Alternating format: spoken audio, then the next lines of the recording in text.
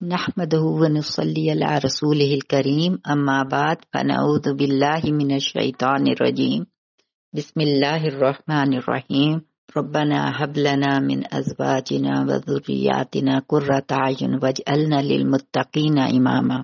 السلام علیکم ورحمۃ اللہ وبرکاتہ۔ آج کل شادیوں کا موسم ہے اور شادیوں میں اسراف و تبذیر کا موسم بھی چل رہا ہے۔ میں یہاں پہ اسراف اور تبذیر کا معنی بتا دوں کہ اسراف کا مطلب ہوتا ہے آمدن سے زیادہ خرچ کرنا، بھلے جائز کام پر خرچ کیا جائے، اپنی حیثیت سے زیادہ خرچ کر دینا۔ اور تبذیر کا مطلب ہوتا ہے بے محل، بے موقع، بے فائدہ خرچ کرنا۔ اور تبذیر ویسے تو اسراف بھی گناہ ہے۔ اللہ سبحانہ و تعالیٰ نے فرمایا قرآن پاک میں کلوا واشربوا ولا تسرفوا، کھاؤ پیو اور اسراف نہ کرو۔ لیکن مبذرین کے لیے آیا ہے ان المبذرین کانوا اخوان الشیاطین، کہ جو مبذرین ہیں، جو بے موقع بے فائدہ خرچ کرنے والے ہیں، وہ شیطان کے بھائی ہیں۔ ہماری امت جو ہے امت وسط ہے کہ نہ تو زیادہ ہر کام میں اعتدال کا راستہ اختیار کرنا چاہیے، نہ کنجوسی کرنی چاہیے، نہ فضول خرچی، بلکہ اعتدال سے چلنا چاہیے۔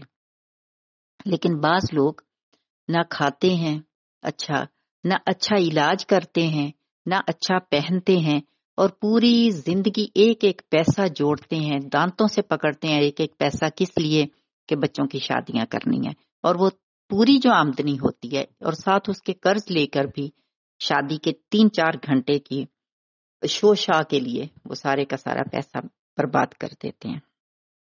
بچی کو اچھے نئے خوبصورت جوڑے ضرور دیں، مگر وہ جو پہنے وہ جو اس کے کام آئے۔ ایک جوڑا 5 لاکھ کا، 10 لاکھ کا جو صرف 3-4 گھنٹے زندگی میں استعمال کرنا ہے، اسراف ہی نہیں تبذیر میں آتا ہے۔ ایک جائزے کے مطابق پاکستان کا اربوں کا سرمایہ شادی کے جوڑوں کی شکل میں الماریوں میں بند پڑا ہوا ہے۔ حضرت عائشہ رضی اللہ عنہ کے پاس ایک لباس تھا جو شادی کا لباس تھا، یعنی جو مدینہ میں جس لڑکی کی شادی ہوتی وہ ان سے ادھار لے کر وہ لباس پہن لیتی تھیں۔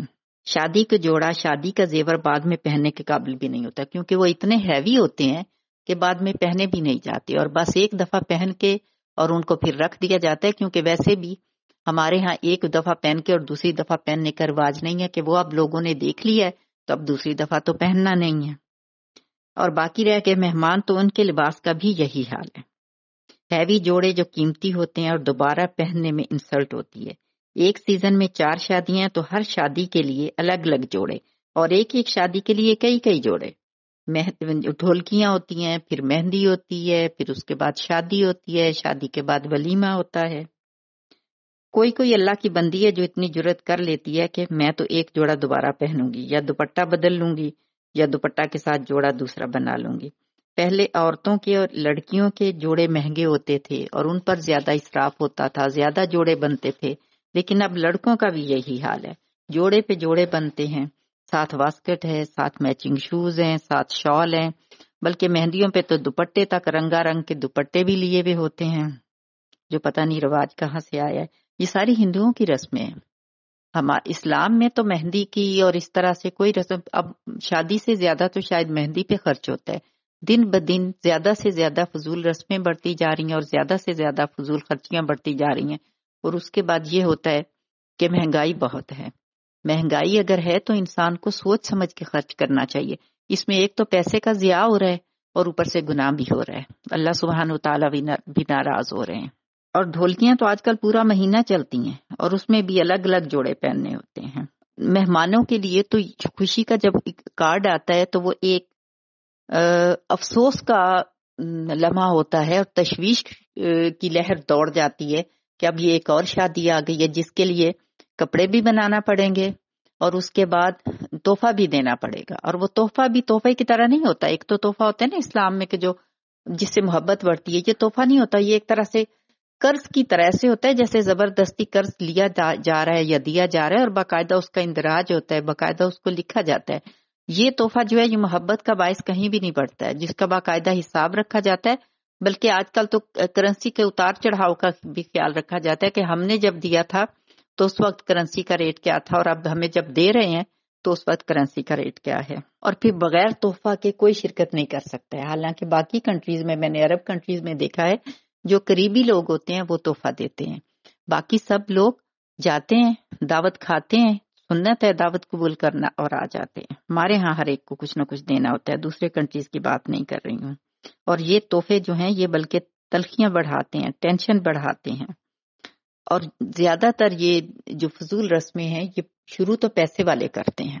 جن کے پاس زیادہ پیسہ ہے ان کو سمجھ نہیں آتی ہے کہ اس پیسے کو ہم نے خرچ کہاں کرنا ہے، تو وہ اس کو اسراف و تبذیر میں خرچ کرتے ہیں. اور پھر جو سفید پوش طبقہ ہوتا ہے ان کی دیکھا دیکھی وہ بھی شروع ہو جاتے ہیں.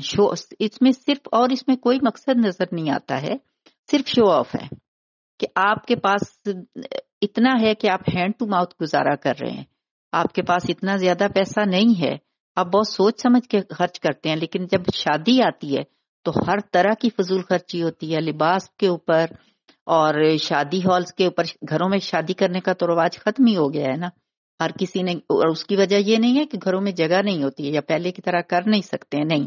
جب دوسروں نے ہال میں کیا ہے تو ہم نے بھی جا کے ہال ہی بک کروانا ہے اور شادی ہال میں ہی شادی کرنی ہے. اور بعض اوقات یہ بھی ہوتا ہے، آج کل یہ بھی بہت دیکھا ہے کہ شادی کا جوڑا، شادی کی رسمیں، مہندی، ہال، یہ سب کچھ اگر کہیں نا کہ یہ فضول خرچی ہے تو کہتے ہیں کہ بچی کی خواہش تھی. اب بچی کی خواہش تو ہم نہیں ٹال سکتے. تو بندہ پوچھے کہ آپ باقی بچی کی سب خواہشیں آپ پوری کرتے ہیں؟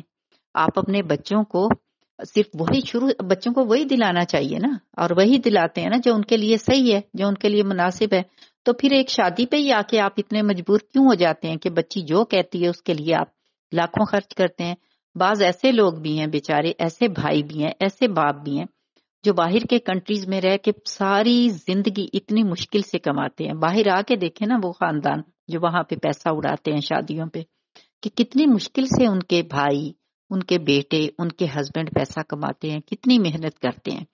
اور وہ یہ سارا پیسہ وہاں پہ جمع کر کے اور اس کو شادیوں میں اڑا دیتے ہیں. صرف کس لیے؟ صرف شو آف. اور آپ کو دگنا گناہ ہو رہا ہے. نمبر ایک تو شو آف کا گناہ، جو کہ اور جو ریاکاری ہے وہ شرک اصغر ہے، وہ چھوٹا شرک ہے، اس کا گناہ. نمبر دو فضول خرچی کا گناہ، اسراف و تبذیر کا گناہ. اور اس کے بعد اس میں جو باقی چیزیں ہوتی ہیں، میوزک ہوتا ہے، جو کچھ بھی ہوتا ہے، سب کچھ ہوتا ہے، کھانا ضائع ہوتا ہے، وہ تو الگ ہے. پھر وہ ایک الگ موضوع ہے، اس پہ انشاءاللہ الگ سے بات ہوگی. نماز کے لیے اچھے لباس کا حکم ہے، لیکن وہاں اس کا اہتمام نہیں کیا جاتا ہے. جو پہنا ہوتا ہے اسی میں انسان چلے جاتے ہیں، جہاں پہ خاص طور سے حکم دیا گیا ہے کہ جب نماز کے لیے آؤ تو اچھا لباس پہن کے آؤ. لیکن شادیوں میں کھانوں پہ، لباس پہ، میوزک پہ لاکھوں تو دیے جاتے ہیں. یہ گانا گانے والوں کو، میوزک والوں کو، سجاوٹ کا والوں کو، بلکہ لاکھوں تو پھولوں پہ خرچ کیا جاتا ہے. اس لیے کہ جو تازہ پھول ہیں، تازہ پھول چاہیے. بعض لوگ تو آرٹیفیشل پھولوں سے گزارا کر لیتے ہیں، لیکن ایسے لوگ بھی ہیں بعض اوق قسم کے جو کہتے ہیں کہ نہیں، سب تازہ پھول ہونا چاہیے، اور ان تازہ پھولوں پہ لاکھوں خرچ ہوتا ہے. بلکہ ایسے لوگ بھی ہیں جو باہر کے کنٹریز سے امپورٹ کرتے ہیں پھول، خاص طور سے شادیوں کے لیے. ایک دفعہ ایک شادی صرف اس وجہ سے نکاح ہوا، اور اس کے بعد جب لڑکی کو لے کر آئے تو فوراً تھوڑی دیر کے بعد ہی طلاق ہو گئی تھی. اس وجہ سے، عرب کنٹری کی بات کر رہی ہوں، اس وجہ سے کہ لڑکی کو وہ سٹیج اور اس کی سجاوٹ اور جو کچھ وہاں پہ ڈیکوریشن تھی وہ پسند نہیں آئی تھی، اور غصے میں آ کے اس نے کہا کہ مجھے اسی وقت طلاق چاہیے، کیونکہ میری کوئی اہمیت نہیں ہے، کیونکہ اچھے طریقے سے سٹیج نہیں سجایا گیا ہے. یہ حال ہے آج کل. اللہ تعالی ہمیں صحیح دین کی سمجھ بوجھ بھی عطا فرمائے اور اس پہ چلنے کی توفیق بھی عطا فرمائے.